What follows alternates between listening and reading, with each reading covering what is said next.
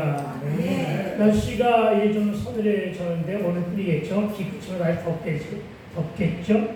그러나 한물 가는 것 같아요. 한물 가는 것 같고 이제 뭐 지가 이 또한 지나갔으니까 지금 언제까지나 덥겠어요. 그렇죠? 시원한 바로 김현경 목사의 계절이 옵니다. 추남의 계절, 가을의 계절. 내가 가을 남자 추남이거든요. 우리 하진이 할머니를 이제 이번에 지네들 섬기는 교회에서 수련회를 한 모양이에요. 그래서 여름 성경학교 대신에 수련회를 했대요. 1박 2일로 가는 모양이더라고요. 그래서 가는 길에 내가 태워다 줬거든요. 태워다 줬는데 얘네들이 뒤에 앉아가지고 뭐라고 하냐면은 수련의 뜻이 뭐예요? 그러길래 수련의 뜻을 설명해 줬어요. 그러면서 가서 마음껏 하나님 품속에서 즐기며 놀다 오라고 이제 그렇게 얘기를 했는데 그것은 지루하고 할아버지는 어렸을 때 자기 나이 때 7살 때 6살 때 수련회를 가봤었느냐고 그렇게 했길래 할아버지는 그때 교회를 안 다녔어. 그러니까 놀래요. 아니 왜 교회를 안 다녔냐고. 그때 할아버지는 하나님 몰랐기 때문에 교회를 안 다녔어. 그래서 수련회를 잘 몰라. 그랬더니만 할아버지는 참 바보네. 어떻게 하나님도 모르며 살아? 하나님 모르며 사는 것은 바보 아니야? 아주 당돌하게 이렇게 얘기하더라고요. 그래서 그랬어요. 뭐라고 그랬게 내가? 그래 맞다. 할아버지는 바보였다. 할아버지는 바보처럼 살았다. 그러면서 무슨 말씀이 생각하냐면은 시편 14장과 51절에 그러죠. 하나님이 없다는 자는 다 어리석은 자고 그 어리석은 자는 다 절대로 부패하였다. 부패한 자들이라고 말씀하시는 그 음성이 떠올랐어요. 그렇습니다, 여러분. 그러면서 오늘은 언약에 대한 말씀을 좀 나누고자 합니다. 옛 언약과 새 언약입니다. 말씀이 뭘로 이루어졌습니까? 옛 언약과 새 언약으로 이루어졌음을 믿으시기 바랍니다. 그런데 여러분 오늘 본문은 많이 어렵습니다. 예, 제가 읽기에도 어렵습니다.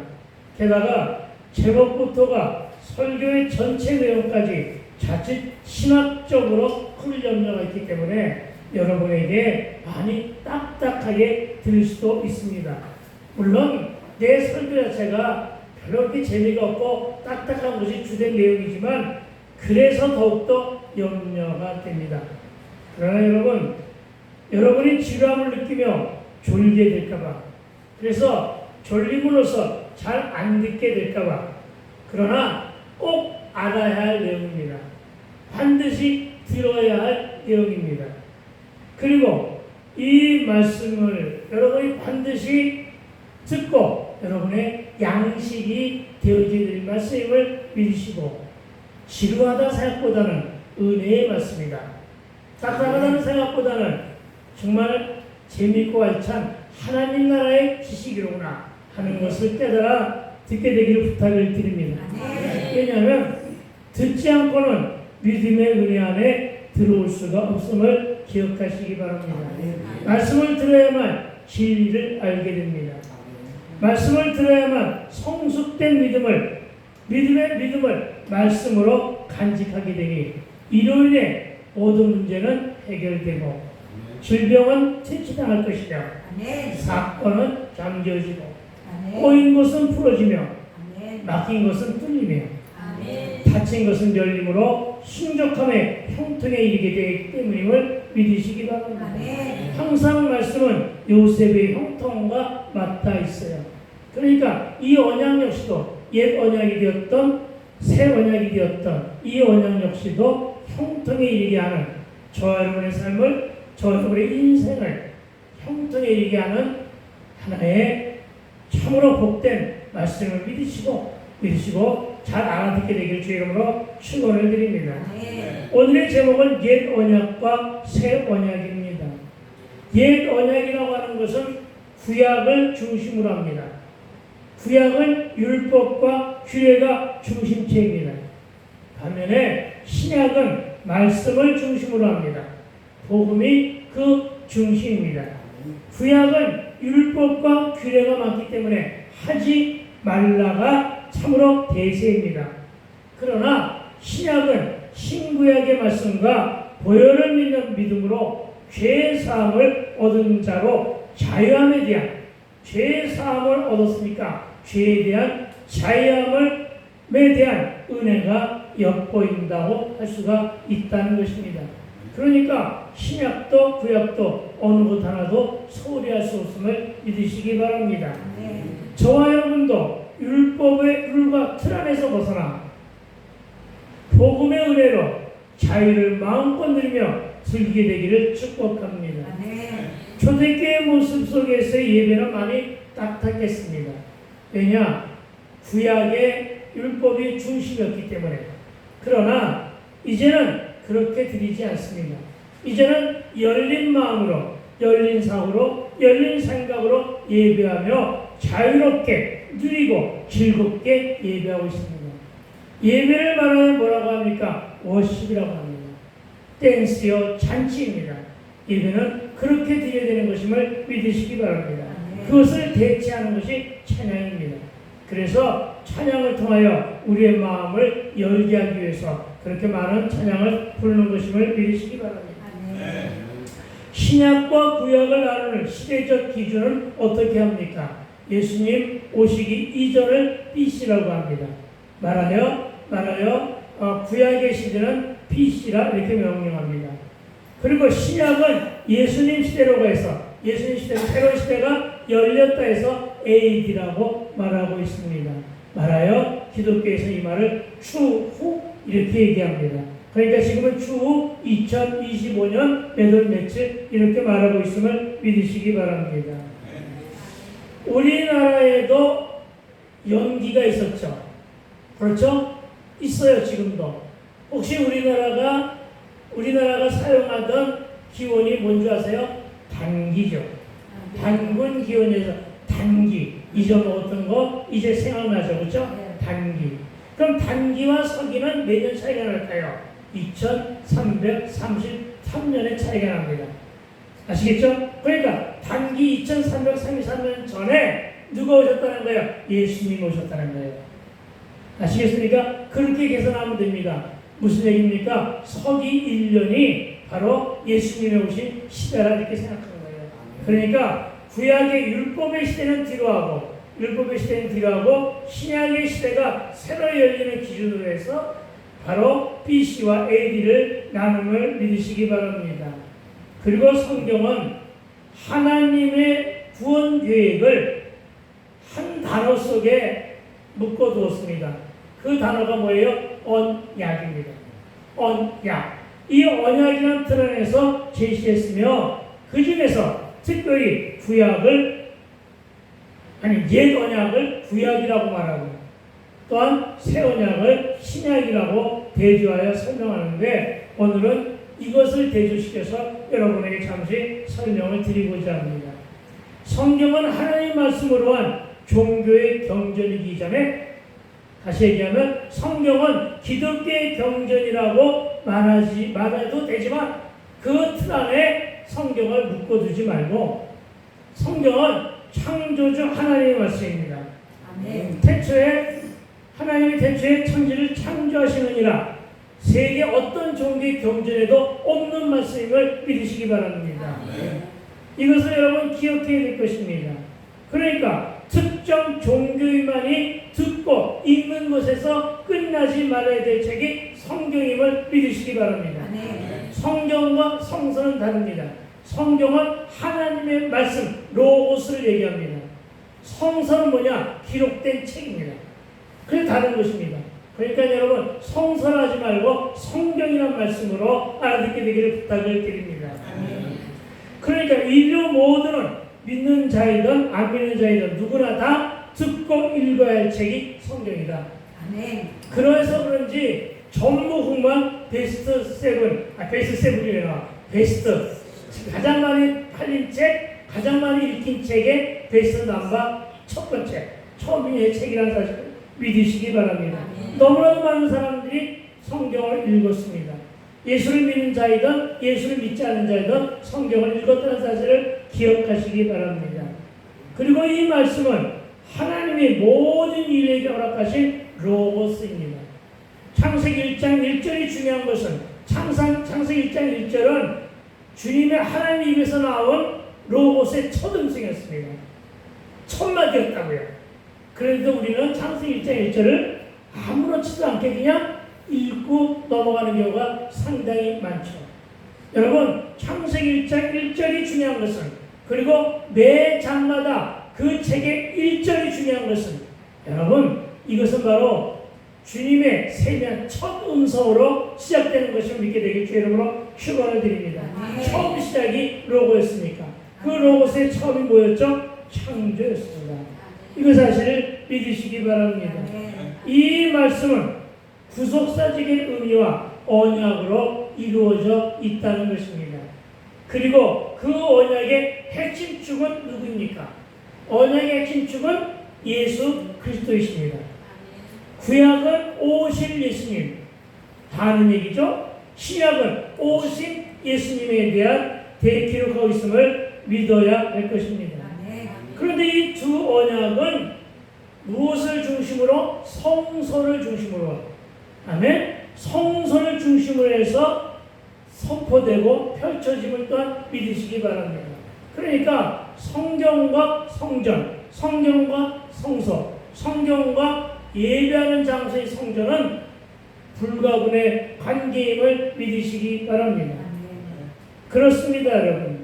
이 두 언약은 뭘 중심으로? 성소, 성전을 중심으로 선포되고 펼쳐지는데, 구약은 신의 산을 성소라고 이름 지었습니다. 신의 산, 십계명과 율법을 모세에게 허락하신 산, 신의 산. 그 신의 산은 하나님이 늘 임재하시는 곳이라 해서 신의 산 혹은 시온산으로 불려짐을 믿으시기 바랍니다. 그리고 신약은 예루살렘 성전이 중심입니다. 예루살렘 성전. 이에 따른 그 특징은 구속사적인 의미가 더욱 명확하게 드러나기 위해서 구약은 신의 산, 신약은 예루살렘 성전이다. 이것을 여러분 기억하시기 바랍니다. 무슨 얘기입니까? 이 성전에서 말씀이 선포되었단 말이에요. 어떤 말씀이? 언약의 말씀이. 특히 히브리서 기자는 옛 언약의 성소와 새 언약의 성소를 비교하여 성소 자체이신, 성소 그 자체이신 예수 그리스도 안에서 성취된 구원의 탁월성을 강조하고 있음을 믿으시기 바랍니다. 옛 언약은 시내산에서 하나님께서 모세에게 주신 율법으로 모세 언약이라고 말하고 있습니다. 혹은 장로의 유전이란 말도 들어봤을 것입니다. 사람이 전해준 언약이란 말입니다. 그러나 어쨌든 그 중심은 성소란 사실을 믿으시기 바랍니다. 그리고 성소의 특징은, 즉 옛 언약 아래서의 성소는 하나님께서 이스라엘 백성 가운데 임재하시고 만나주시는 가시적인 장소였습니다. 그래서 옛날 사람들은 산에 오르기를 좋아했습니다. 구약의 사람들은 산에 올랐습니다. 그 산을 물론 신의 산이라고 하는 산에만 오르는 것이 아니라 여러 가지 산에 오르면서 하나님과 가까이 대면하려고 했었음을 믿으시기 바랍니다. 그러면서 하나님 임재 가까이 가가지고 그곳에서 제사했었던 풍습이 곳곳에 나타남을 믿으시기 바랍니다. 다시 얘기하면 신의 산, 산은 하나님을 만날 수 있는 가시적인 장소로 쓰여졌음을 기억하시기 바랍니다. 성소의 처음은 출애굽 당시 이스라엘 족속에게 이동식 장막으로 광야에서 펼쳐졌는데 말하여 성막이라고 얘기합니다. 가나안 정복 이후에 정착하여 왕국을 세운 후에는 솔로몬 성전이 세워졌고, 솔로몬 성전이 불타 없어진 이후에 헤롯 성전, 즉 스룹바벨 성전과 같은 고정된 건물 형태로 존재하기 시작했습니다. 그런 이유로 유대주의자들이나 유대인들이 사는 곳에는 늘 곳곳에 성소, 즉 공회당이라고 하는 성소가 세워졌고, 그리고 이 성소에 누구도, 예수님도 이곳을 찾아서 말씀을 가르쳤음을 우리는 사복음서, 기록된 예수님의 공생의 과정을 통해서 익히 알고 있다는 것입니다. 다시 말하여 말씀이 선포되는 이 성전은, 이 성소는 언약과 너무나도 밀접한 관계가 있음을 믿으시라는 것입니다. 그리고 이 구약의 이 지상 성소는 히브리서 8장 5절의 기록대로 하나님께서 모세에게 시내산에서 보이신 하늘에 있는 것들의 모형과 그림자였습니다. 뭐가요? 성막. 뭐가요? 성소가 어떻게 지어지느냐? 하늘에 있는 것들의 모형과 그림자로 지어졌다는 것을 말씀하고 있습니다. 리모델링을 그렇게 했다는 것입니다. 그러니까 성막 안에 있는 모습은 뭐와 같다고요? 하늘에 있는 것과 하늘에 있는 성전과 같은 모형이고 같은 그림자였다는 것을 기억하시기 바랍니다. 무슨 말입니까? 지상에 세워진 성소의 모양은 창작품이 아닙니다. 하늘에 있는 모형 그대로 따서 만든 그림자였다는 것입니다. 그런데 여기에는 구조적 한계가 있었습니다. 성전의 모형은 성소와 지성소의 중간에 휘장으로 드려졌었는데 휘장 안쪽에 지성소라고 하는 대제사장이 1년에 한 번 백성의 죄를 위한 속죄제물로 드려지는, 그래서 속죄제물의 피를 가지고 들어갈 수가 있었던 장소였고, 그리고 성소는 여러분이 앉아있는 장소. 쉽게 얘기하면 이런 얘기예요. 여러분이 앉아있는 자리에서는 성소고 이 가운데 이 가림막처럼 휘장이 쳐져 있었다는 얘기입니다. 휘장이 쳐져 있었고 여기는 지성소란 말이죠. 그래서 지성소에 누구만이 출입할 수 있었느냐? 제사장만이 출입할 수가 있었어요. 네, 강단에는 제사장만이 출입할 수 있었어요. 그런데 뭐가 가려 있었다고요? 휘장이 가려 있었다고요. 휘장이 가려 있었기 때문에 성소를 통해서 들어오신 그 제사장이 성소를 통해서 짐승이 들어왔고 그 짐승의 뒤에다가 제사장의 뒤에다가 허리에다가 끈을 맸어요. 끈을 매가지고 성소에 있는 사람들이 붙잡고 있었어요. 네. 그리고는 제사장이 짐승을 끌고 휘장을 거쳐서 안으로 들어와가지고 제사를 지냈어요. 그런데 제사장이 어떤 불경스러운 잘못된 일로 죽을 수가 있었어요. 알겠어요? 그래서 안에 들어가 있는 제사장이 어느 정도가 지났는데도 불구하고 나오지를 않으면 성소에 있는 성도들이 이 안에 들을 수 있다 없다? 없었어요. 그래서 뭘 가지고 끄집어냈어요? 줄을 가지고 끄집어낸 거예요. 이것을 왜 길게 설명을 하느냐 하면 그만큼 일반 대중들이 하나님께로 나아가는 데는 매우 제한적이었다. 이것을 말하는 거예요. 그 제한적인 것이 가로막고 있는 것은 휘장이었고 율법이었고 규례였다. 아시겠습니까? 그리고는 많은 유대주의자들, 그리고 많은 지도자들이, 서기관들이 이 율법을 잘못 사용하기 시작했어요. 율법을 왜 주셨을까요? 지키라고 주신 거예요. 율법을 지키라고 주셨는데 서기관과 제사장들이 정죄와 판단의 도구로 삼았어요. 다시 얘기하면 룰과틀을 잔뜩 만들어가지고 네 죄는 무엇이다라고 하는 얘기만 할 수밖에 없었던 그런 수단으로 사용된 거예요. 아시겠어요? 그러다가 보니까 역시 이 규례와 틀 때문에 하나님 앞으로 나가는 것도 역시 제한적이었단 말이에요. 유대주의자들은 바로 아직도 이런 하나님을 두려워하고 무서워하고 있어요. 그들은 철저하게 이런 율법의 틀과 룰 안에 있어요. 그래서 하나님 앞에 나가는 것을 극히 두려워합니다. 그리고 뭘 인정 안 하느냐? 휘장이 찢어졌다는 사건과 그리고 신약의 메시아 예수 그리스도를 인정 안 하는 거예요. 그 이유는 믿고 싶어도 믿을 수가 없었어요. 우리 같으면은 그 믿지 못하는 죄를 회개하고 하나님께로 돌아오면 되는데 그들은 뭐에 사로잡혔느냐? 룰과 틀에 사로잡혀가지고 그 안에서 벗어나지를 못하는 거예요. 그리고 또 하나는 뭐냐면은 우리가 유대인, 여러분 예수님이 누구한테 사로잡혔다고요? 로마 병정에게 사로잡혔나요? 여러분 로마 병정이 예수님을 십자가 못 박아 돌아가시겠나요? 아닙니다. 유대인들에 의한 것입니다. 네, 유대인들에 의해서 하나님은 예수님은 당신 백성에 의해서 붙들렸어요. 당신 백성 앞에는 로마 병정이 있었지만 로마 병정은 하나의 하수인에 불과한 거예요. 알겠어요? 그들은 돈 받고 나오는 사람들이에요. 누가? 유대인들에 의해 가지고. 알겠어요? 그런 거예요. 그렇게 해가지고 잡힌 거예요. 그것을 그렇게 해가지고 그들은 아직도 그들은 예수님을 영접할 자신이 없는 거예요. 믿음이 없는 거죠. 그래서 아직도 지금 저들은 유대주의를 얘기하고 있는 것이죠. 어쨌든 그런 휘장이 쳐져 있었다는 것입니다. 그래서 히브리서 9장 6절부터 8절에 보면 성소 안의 모든 공간이 세밀하게 어떤 상징적 의미가 주어졌으며 이것은 모든 성물이라 해서 성전 안에 있는 것은 지금도 그것은 마찬가지입니다만 성전 안에 있는 것은 모든 성물이라 해가지고 아무나 마음대로 닦고 씻고 그러지 못했어요. 자리도 옮기지 못했어요.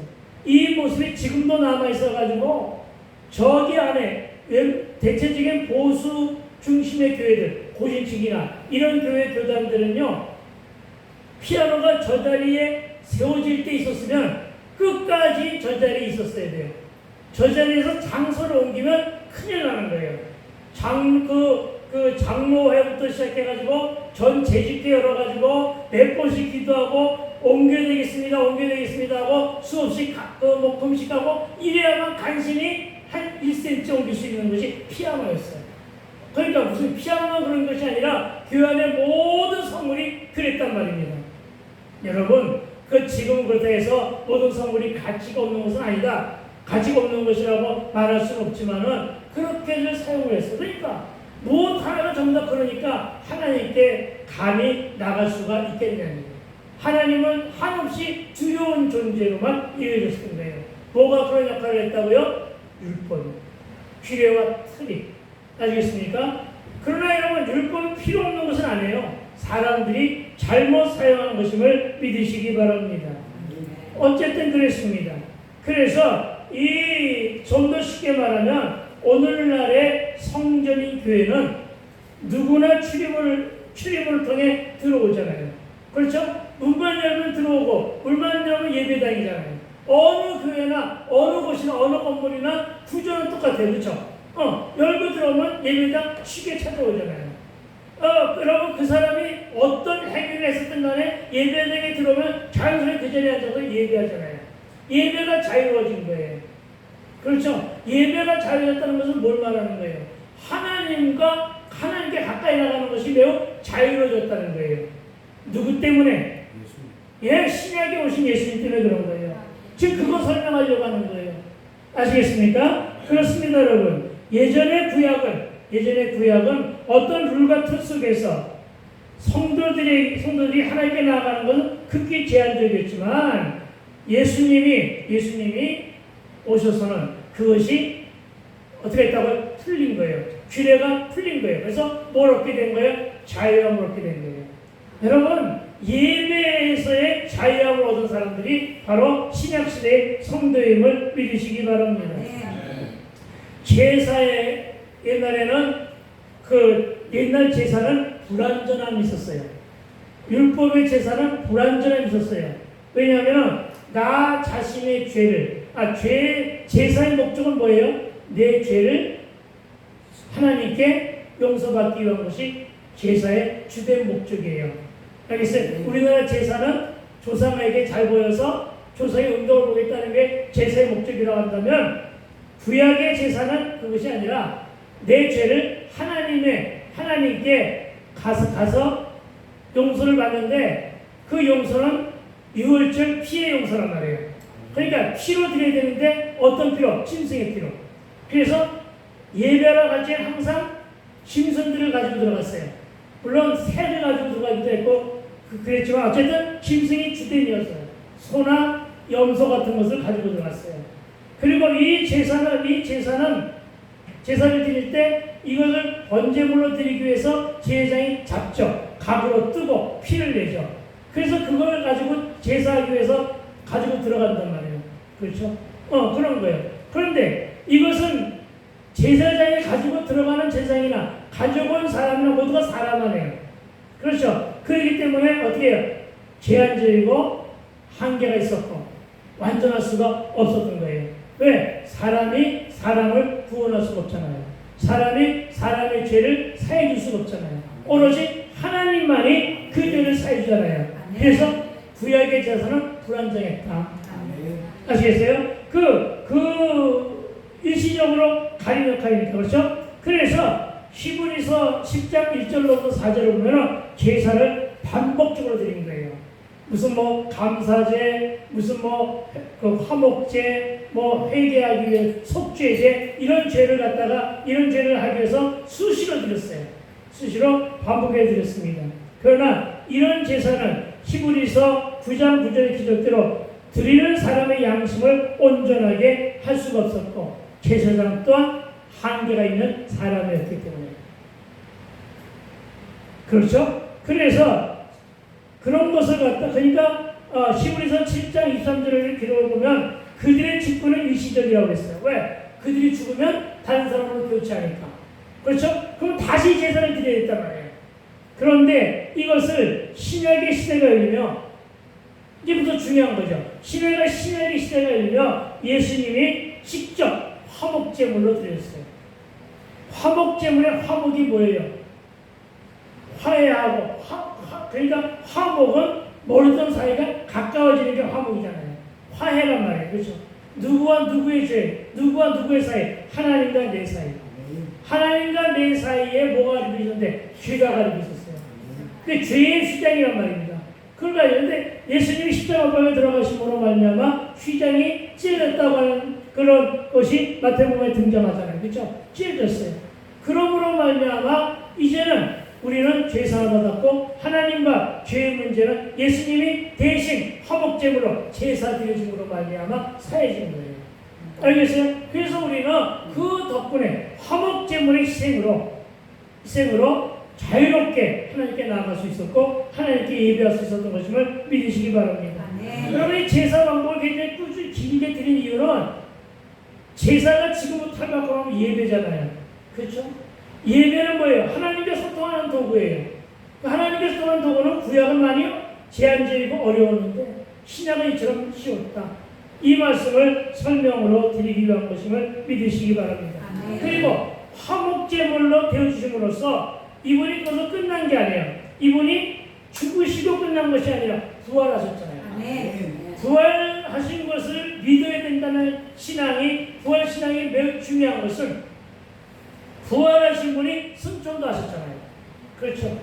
그런데 이분이 부활하고 승천했다는 것은 다시 죽었다는 얘기야? 다시 안 죽었다는 얘기야?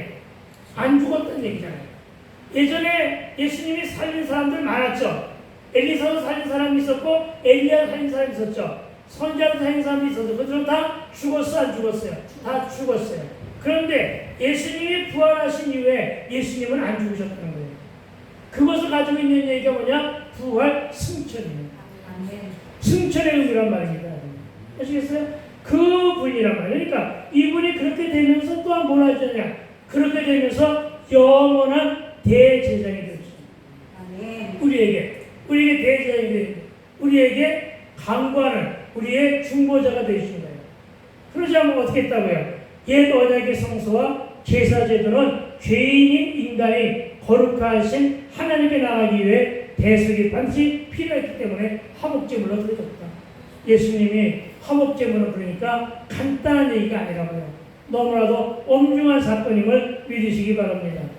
그러나 신약의 성경은 구약의 언약을 통해 오실 메시아와 그분의 완전한 속죄사역 그리고 그로 인해 하나님께 나아가는 새로운 길을 예표하는 그림자처럼 보여주는 역할을 했다. 또 옛 언약은 인간의 죄와 한계를 드러내며 더 완전하고 영원한 구원의 필요성을 부각시켰다면 이제 예수님이 오심으로 새 언약의 시대가 열리고 그분이 화목제물로 한꺼번에 완전히 드려짐으로 율법은 폐해진 것이 아니라 기억하세요. 율법은 폐해진 것이 아니라 오히려 완성된 것입니다. 옛 언약은 새 언약으로 구원 또한 완성된 것임을 믿어야 할 것입니다. 이제 새 언약 역시 그 중심은 성소인데 구약의 성소와 신약의 성소는 분명히 다른 의미가 담겨 있음을 믿으시기 바랍니다.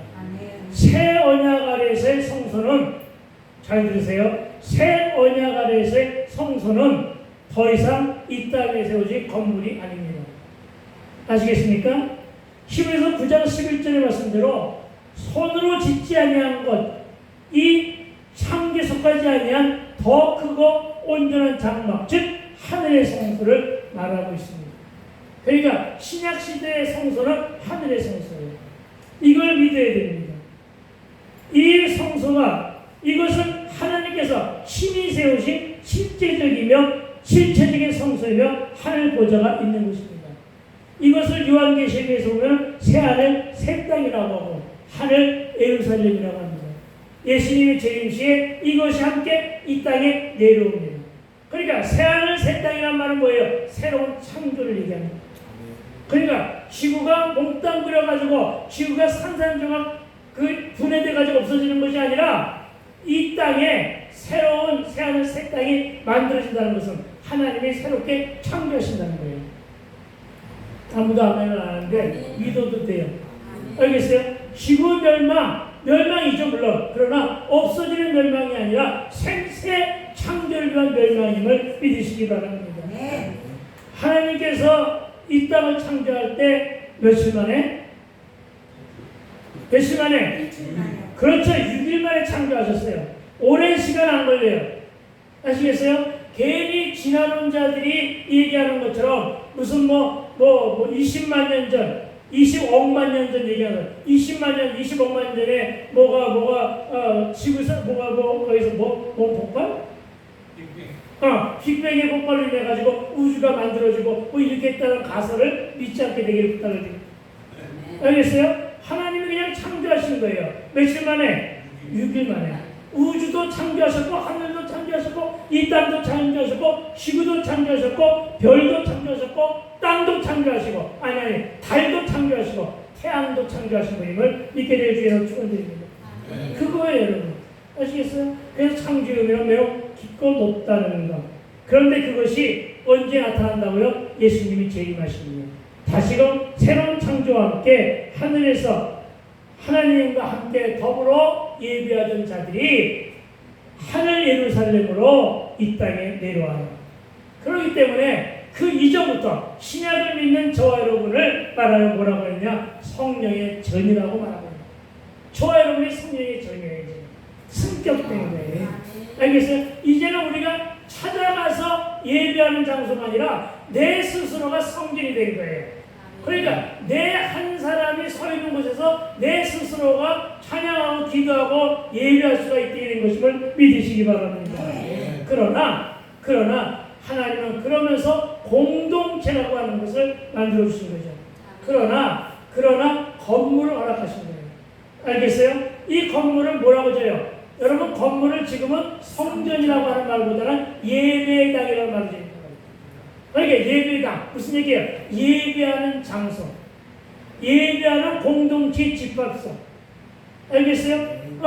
근데 그 예배하는 그 공동체 집합소를 갖다가 뭐처럼 꾸며놨다고요? 리모델링이 다 똑같지 않지만은 하늘의 성소를 닮아 있다는 거예요.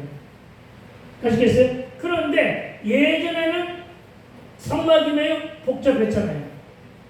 그렇죠? 근데 지금은 성전이 매우 간편하잖아요. 여러분 이 말은 굉장히 주된 의미가 있어요. 옛날에 하나님께 가는 방법이 너무나 복잡했어. 근데 지금은 너무나 쉬워진 거예요. 어떻게 하기만 하면 예수님을 내 안에 구주로 영접하기만 하면 믿는 자로 성령에도 따라서 예배당에 누구나가 다 자유롭게 와서 예배할 수가 있는 거예요. 그래서 생겨나는 말이 가정 예배라는 것이 만들어지고 그래서 생겨나는 말이 생활 예배라는 것이 만들어지는 거예요. 알겠어요? 그런 거예요.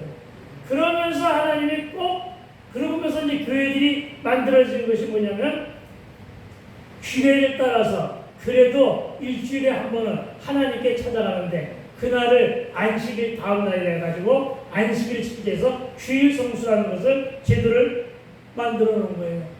알겠어요? 그래서 예배당으로 모이라는 거예요. 알겠습니까? 그러나 그 예배당 여러분은 예배하는 자로서 성전된 자로서 모여서 그러니까 여러분들이 전부 다 누구예요? 여러분들이 어떤 chức 분을 가진 자들이냐? 왕 같은 제사장. 네, 제사는 누구만이 드릴 수가 있어요? 제사장만이 집례할 수가 있어요. 예배는 누가 집례할 수 있어요? 목사만이. 그러니까 교회에서 드리는 목사는 지금 끊을 거예요. 끝낼 거예요. 왜냐하면 나머지는 다음 시간에 할 거예요. 너무 기네 지금. 그래서 따뜻하고 그래서 다음은 업무를 주시면 다음 시간에 할 거니까 요 얘기만 하고 끝을 낼게요. 그러니까 우리는 무엇이 중심이 되어 있느냐면은 예배 왕 같은 제장이라고 하는 직분을 주심으로써 전부 다 한 사람 한 사람이 예배 집례자가 된 거예요. 다만 여러분 하나님의 세계는 질서라는 게 있잖아요. 그렇죠? 창조가 질서 속에 만들어졌거든요. 하나님이 창조하실 때 설계도가 있었을까요? 없었을까요? 설계도가 있었어요. 아시겠어요? 사람을 창조할 때 설계도가 있었다고요. 하나님 방식의 설계도. 하나님 방식의 설계도를 여러분들 다 가지고 있어요. 그 설계도가 DNA예요. 근데 이 DNA는 환경에 따라 변화될 수가 있어요. 근데 결코 변화되지 않은 DNA가 있단 말이에요. 하나님이 창조해서 사람에게 주어진 DNA. 쌍둥이도 같지가 않은 DNA가 있어요. 그것이 뭐예요? 지문이에요. 알겠어요? 이 지문을 통해서 우리는 창조의 원리를 만나게 돼요. 알겠어요? 그리고 사람의 몸은 소우주라고 그러죠. 우리 몸 안에 있는 모든 우주가 이 지구의 우주와 닮았다고 그래요. 근데 그 얘기까지 하면 너무나 길고. 어쨌든, 그런 거예요. 그러니까 저와 여러분은 왕 같은 제장으로서 해지는데 하나님이 질서하나님께서 이 땅을 창조할 때 6일 만에 창조하시고 7일 만에 안식하셨단 말이에요. 그러니까 하나님도 안식하셨으니까 우리도 안식하자. 이래가지고 안식일을 정해가지고 안식일 다음 날을 주일로 정해가지고 안식일 다음 날 누가 오셨죠? 예수님이 오셨으니까 부활하셨으니까 그래서 그 날을 주일로 정해서 주일은 그러니까 주님의 날이에요. 서양 사람들이 얘기하는 일요일은 태양력에 의한 일요일이고요. 알겠어요? 우리는 기독교인들은 주일이라고 정하는 거예요. 그래서 모든 일주일의 처음 시작은 월요일이 아니라 일요일이란 말이에요. 일요일날 뭐를 시작하느냐? 예배를 시작하는 거예요. 알겠어요? 일요일 아침에 예배를 시작하자. 근데 그 시점도 묘한 것이 전국이 다 전 세계가 통일되게 바로 요 시간대. 물론 10시에 드리는 교회도 있고 11시에 드리는 교회도 있고 어떻게 보면 9시에 드리는 교회도 있지만 항상 대회의 중심은 11시에 맞춰져 있어요. 그 이유는 시간상으로 예수님이 그 시간대 이스라엘 시간이죠. 그 시간대로다가 부활하셨다. 이렇게들 믿고 있기 때문에 그래요. 그리고 그래서 아무도 의심하지 않잖아요. 그래서 그냥 언약을 주시기 위해서 오셨구나 이렇게 생각하는 거예요. 알겠죠? 이 정도면 대충 옛 언약인 구약과 신약에 대해서 어떻게 됐다는 거 알고 휘장이 찢어진 얘기도 했고 했으니까 다 그냥 얘기가 다 된 것 같은데 그렇죠? 다 들었죠? 아무도 아멘하고 안 하고 그러니까 여러분 언약을 믿고 여러분이 해야 되는데 보험 말씀을 조금 더 묵상해가지고 여러분이 다시 전해줄게요. 18절부터 25절까지는 이 영국 묵상이 필요한 거예요. 이 보험만 읽었다가 이게 무슨 얘기 하는 모르잖아요. 그냥 무서운 얘기만 듣잖아. 그렇죠? 어떤 얘기만 있어요. 할 분 아니니까. 너희는 만질 수가 있고 불이 붙는 산과 침침함과 흑암과 폭풍과 하나님 만날 시내산에서 모세가 하나님 만날 당시의 모습을 묘사했어요. 두렵고 떨리는 하나님의 모습이잖아요. 그렇죠? 그런 걸 묘사한 거를 다음 시간에는 은혜 가운데 담아가지고 다시 설명해 줄 테니까 여러분 그렇게 알게 되기를 부탁을 드립니다. 오늘은 여기까지입니다. 일찍 끝난 것도 아니지만 일찍 끝내서 좋아하는 사람은 딱 한 사람밖에 없네요. 다음 시간에 우리 그렇게 해서 이게 하면서 조금 길지 않겠는가 했는데 꺼주세요. 잠깐만 딴소리 해서